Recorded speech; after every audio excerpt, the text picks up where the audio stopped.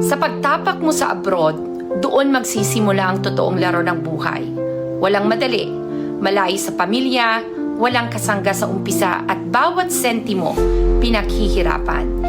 Dito mo mararanasan ang gutom, hindi lang sa pagkain, kundi sa tagumpay, sa kapayapaan, sa magandang buhay. Kaya kung gusto mong mabago ang takbo ng buhay mo, baguhin mo muna ang mindset mo. Imbes na reklamo, gawing aral. Imbes na sumuko, gumising ng maaga, magtrabaho ng mas matalino. Dahil ang tagumpay sa abroad, hindi lang para sa masisipag, kundi para sa mga may malinaw na layunin, tamang diskarte, at paniniwalang kaya nila. Mindset muna, bago resulta. At kapag nabago ang mindset mo, dyan magsisimula ang tunay na pagbabago ng buhay mo.